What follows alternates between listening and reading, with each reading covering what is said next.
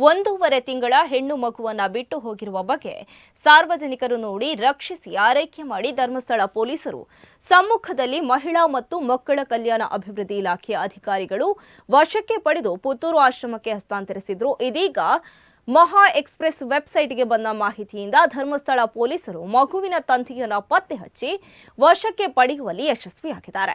ಇದೀಗ ಇಬ್ಬರೂ ಕೂಡ ಸ್ವಇಚ್ಛೆಯಿಂದ ಮದುವೆಯಾಗುವುದಾಗಿ ಪೊಲೀಸರು ಹಾಗೂ ಮಹಿಳಾ ಮತ್ತು ಮಕ್ಕಳ ಕಲ್ಯಾಣ ಅಭಿವೃದ್ಧಿ ಇಲಾಖೆ ಅಧಿಕಾರಿಗಳ ಮುಂದೆ ಒಪ್ಪಿರುವ ರಂಜಿತ್ ಗೌಡ ಹಾಗೂ ಕುಟುಂಬ ಮತ್ತು ಯುವತಿ ಕುಟುಂಬವರು ಎನ್ನಲಾಗಿದೆ. ಇನ್ನು ಮಗುವಿನ ಪೋಷಕರು ಬೆಳ್ತಂಗಡಿ ತಾಲೂಕಿನ ಬೆಳಾಲು ಗ್ರಾಮದ ಮಾಯಾ ನಿವಾಸಿ ತಿಮ್ಮಪ್ಪ ಗೌಡರ ಮಗ ಖಾಸಗಿ ಸಂಸ್ಥೆಯಲ್ಲಿ ಕೆಲಸ ಮಾಡುತ್ತಿದ್ದ ರಂಜಿತ್ ಗೌಡ ಮತ್ತು ಧರ್ಮಸ್ಥಳ ಗ್ರಾಮದ ಕೊಲಂಗಾಜೆ ನಿವಾಸಿ ಧರಣಪ್ಪ ಗೌಡರ ಮಗಳು ಮಂಗಳೂರಲ್ಲಿ ಕೆಲಸ ಮಾಡುತ್ತಿದ್ದ ಸುಷ್ಮಿತಾ ಗೌಡ ಎಂದು ಗುರುತಿಸಲಾಗಿದೆ.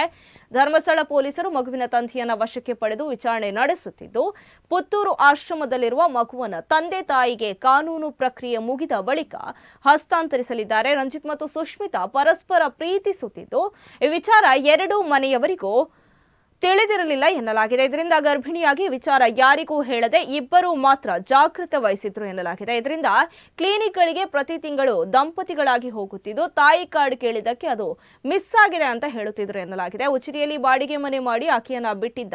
ವಾರಕ್ಕೊಮ್ಮೆ ಬಂದು ನೋಡಿ ಹೋಗುತ್ತಿದ್ದು, ನಾರ್ಮಲ್ ಡೆಲಿವರಿ ಆಗೋದ್ರಿಂದ ಆಸ್ಪತ್ರೆಗೆ ಹೋಗದೆ ಬಾಡಿಗೆ ರೂಮ್ನಲ್ಲಿದ್ರು. ಕುಟುಂಬದ ಭಯದಿಂದ ಅಥವಾ ಮದುವೆಯಾಗದ ಕಾರಣ ಮಗುವನ್ನ ಕಾಡಿಗೆ ಬಿಟ್ಟಿರುವ ಸಾಧ್ಯತೆ ಇದೆ. ಅದಲ್ಲದೆ ಎರಡೂ ಮನೆಗೆ ಪೊಲೀಸ್ ಎಂಟ್ರಿ ಆಗುವವರೆಗೂ ಈ ವಿಚಾರ ಎರಡೂ ಮನೆಯ ಪೋಷಕರಿಗೆ ಗೊತ್ತಾಗಿಲ್ಲ ಎನ್ನಲಾಗಿದೆ. ಪ್ರಕರಣದ ಸತ್ಯಾಸತ್ಯತೆ ತಂದೆ ತಾಯಿಯ ವಿಚಾರಣೆ ಬಳಿಕ ತಿಳಿದು ಬರಬೇಕಾಗಿದೆ.